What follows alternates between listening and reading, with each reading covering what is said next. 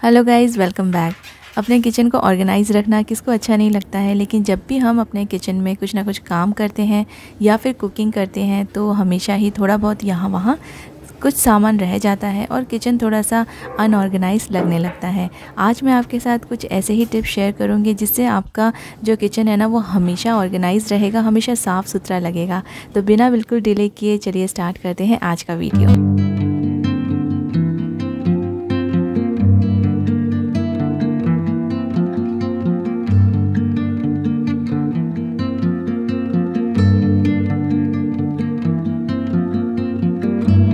अक्सर ऐसा होता है कि जब भी हम कुकिंग के टाइम पे इस तरह से प्लेट ढक के रखते हैं तो प्लेट है ना नीचे की तरफ से बहुत ज़्यादा गंदा हो जाता है और फिर हम उसको काउंटर पे रखते हैं तो हमारा काउंटर भी बहुत ऑयली और जो भी मसाले प्लेट में लगे हैं ना सब लग जाता है।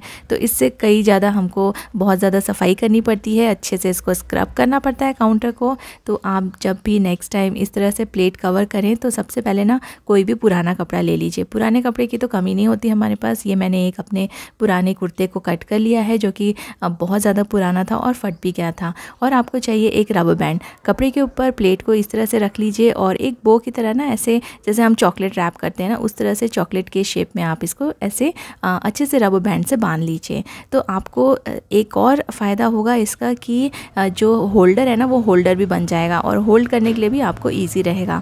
और दूसरा फ़ायदा इसका ये है कि जितना भी ग्रेवी है, जो भी आप कुक कर रहे हैं, कुछ भी उड़ता है तो वो इस कपड़े पे उड़ेगा और वो बाहर झलकेगा नहीं। क्योंकि कई बार हमने देखा है कि करी जैसी चीज़ें अगर हम बनाते हैं तो उबलता है और प्लेट ढकने के बाद भी साइड साइड से झलकता रहता है। तो इससे ये चीज़ें नहीं होंगी और आपको होल्ड करने के लिए भी बहुत ही आसान होगा। अगर आपके पास इस तरह का लिड नहीं है जिसका होल्डर हो तो आप इस तरह से कपड़े को ही यूज़ कीजिए और इसके बहुत सारे फ़ायदे हैं इस ट्रिक के। और एक और फ़ायदा मैं आपको बताती हूँ कि आपको इसको डायरेक्टली काउंटर पे इस तरह से रखना है। इससे आपका काउंटर भी गंदा नहीं होगा और ये ऐसे ही स्टैंडिंग पोजीशन में आप इसको रख सकते हैं जिससे कि काउंटर भी टच नहीं होगा। तो है ना, इस ट्रिक से बहुत सारे फ़ायदे। तो आप इसको ज़रूर यूज़ करके देखिए और आपको अगर पसंद आए तो मुझे कमेंट करके ज़रूर बताइएगा। नॉर्मली ऐसा होता है कि जो हमारे मोबाइल के जो चार्जर्स होते हैं या यूएसबी के जो वायर्स होते हैं ना वो जल्दी से जल्दी कट जाते हैं। मतलब थोड़े दिन हम यूज़ करते हैं और उन कॉर्नर से ना ये इस तरह से कट जाते हैं। वो इसलिए होता है क्योंकि वो ठीक से स्ट्रेट नहीं रहते हैं और कहीं से भी मुड़ जाते हैं। इसलिए यहाँ पे जो वायर होता है ना ये बहुत जल्दी से कटता है। तो इसको प्रिवेंट करने के लिए, इसको प्रोटेक्ट करके रखने के लिए और आपका जो वायर है वो काफ़ी लंबे समय तक चले, उसके लिए एक बहुत ही सिंपल सा तरीका है। आप लीजिए ये जो टेप होते हैं ना, इलेक्ट्रिकल जो टेप होते हैं, जो इलेक्ट्रिकल चीज़ों में इस तरह के टेप्स काम आते हैं, तो ये बहुत ही आसानी से मिल जाते हैं और मोस्टली हर घर में इस तरह के टेप होते हैं। तो आप कुछ और चीज़ें ना लगा के सिर्फ ये टेप आपका जो यूएसबी के जो वायर्स हैं या जो चार्जर्स हैं उनके कॉर्नर में इसको अच्छे से लपेट लीजिए और ये बिल्कुल भी निकलेंगे नहीं और आपका जो वायर है ना वो बिल्कुल कटेगा नहीं और काफ़ी लंबे समय तक आप उसको यूज़ कर पाएंगे।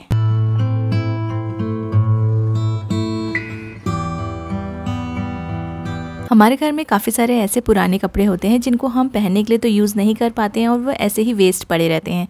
तो ना इनको भी आप यूटिलाइज़ कर सकते हैं, आपके घर में काफ़ी ज़्यादा ये काम में आएंगे। तो सबसे पहले ना ये एक पुराना स्वेटशर्ट मैंने लिया है और इसके दोनों स्लीव्स मैं कट करके अलग कर दूँगी।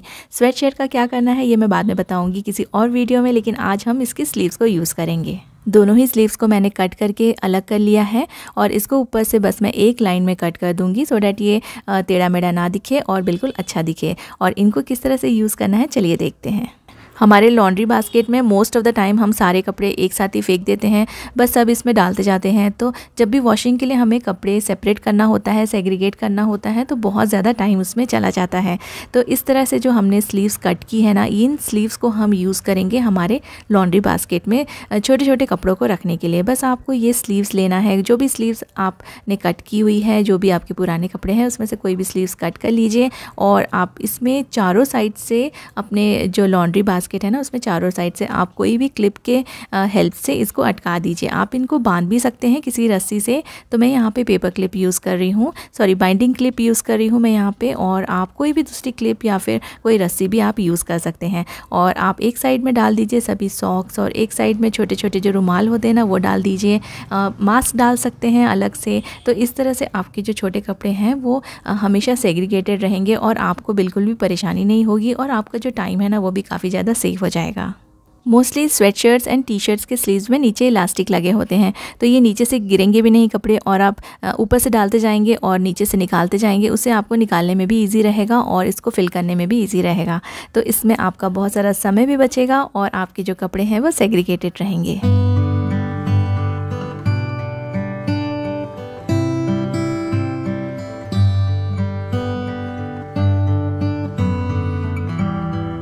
सिर्फ बर्तन धोते समय ही नहीं, आप इसको अपना काउंटर क्लीन करते समय या अपना गैस क्लीन करते समय भी यूज़ कीजिए और पूरा काम ख़त्म होने के बाद ही इनको रिमूव कीजिए। तो आप अपने हाथों को सेफ़ रखिए और अपने स्किन को भी बचा के रखिए और इस ठंड में इन ग्लव्स को यूज़ करना मत भूलिए।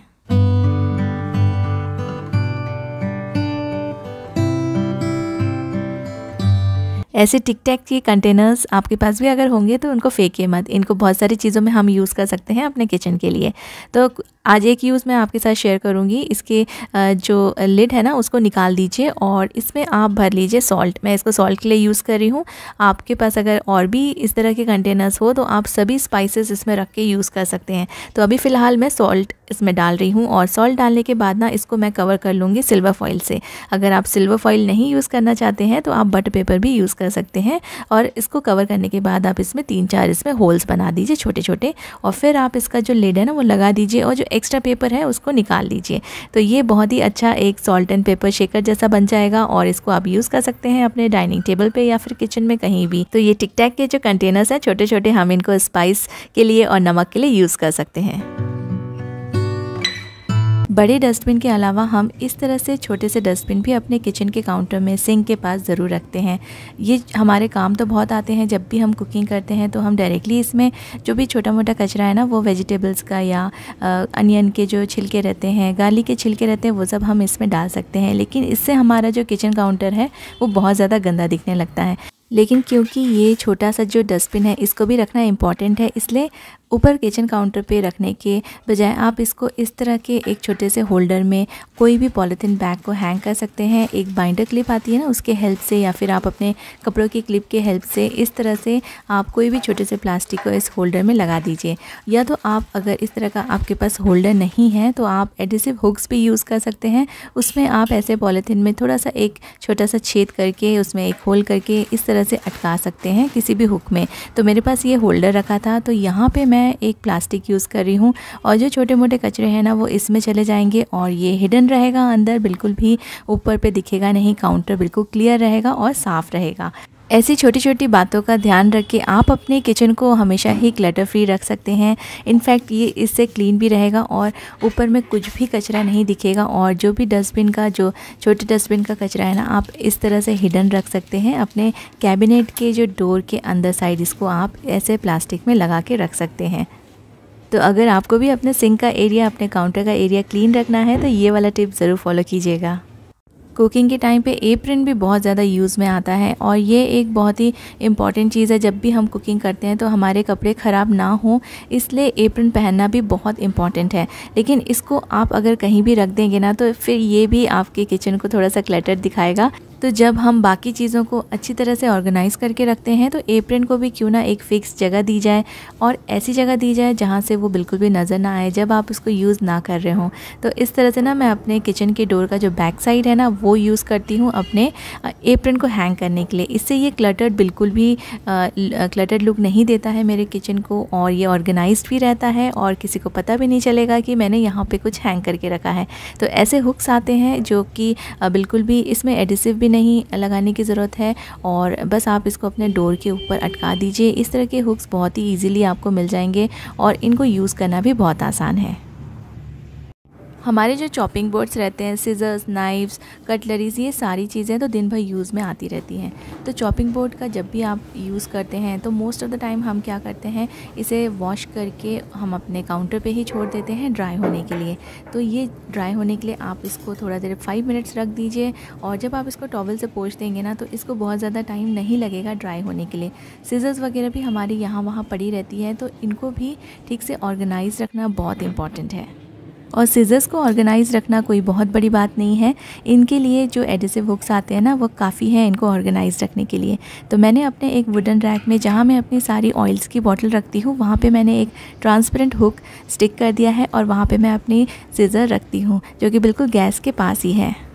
और ऐसे कॉर्नर्स हर किचन में होते हैं जहाँ पे थोड़ी सी जगह होती है, जहाँ हम बहुत सारे बड़े सामान नहीं रख सकते। तो वहाँ पे ना आप अपने चॉपिंग बोर्ड्स को इजीली ऑर्गेनाइज रख सकते हैं। ये हिडन रहेंगे और इनको काउंटर पे ही रखने के बाद भी ये बिल्कुल भी क्लटर्ड लुक नहीं देंगे।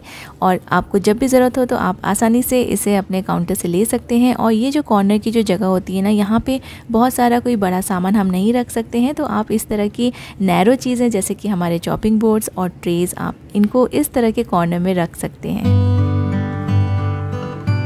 कुकर की सीटियाँ जितनी इम्पॉर्टेंट होती है, उतना ही ज़्यादा ये क्लटर दिखाएगी आपके किचन को अगर आप इनको ठीक से नहीं रखें। तो ये जो विसल्स होती है ना, एक तो बहुत ज़्यादा हमको टाइम पे मिलती नहीं है अगर हम यहाँ वहाँ रख दें।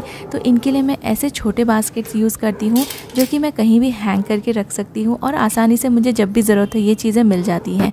और जो हमारा जो किचन का विंडो होता है, उसका जो विंडो सिल होती है ना, विंडो सिल को आप यूटिलाइज़ कर सकते हैं ऐसे अपने कटलरी बॉक्सेस रखने के लिए। और जो विंडो के जो ग्रिल है ना, उस पे मैं ये वाला बास्केट हैंग करके रखूँगी, जो कि बिल्कुल मेरे गैस के पास रहेगा। और जब भी मैं कुकर यूज़ करूँगी तो मैं यहाँ से इन सीटियों को ले सकती हूँ। तो इस तरह से आपका किचन क्लटर्ड नहीं लगेगा, और विंडो सिल की जो जगह है जो खाली पड़ी रहती है, उसको भी आप यूटिलाइज़ कर सकते हैं। हमेशा ट्राई कीजिए कि आप अपनी कटलरीज, सिज़र्स, नाइफ, स्पून्स और जो भी चीज़ें आप कुकिंग के टाइम पे यूज़ करते हैं, वो बिल्कुल आपके गैस के पास हो। तो आपका समय बचेगा, आपके एफ़र्ट बचेंगे, आपकी एनर्जी बचेगी, और आपको ना वापस से ये सारे सामान रखने में भी आसानी होगी।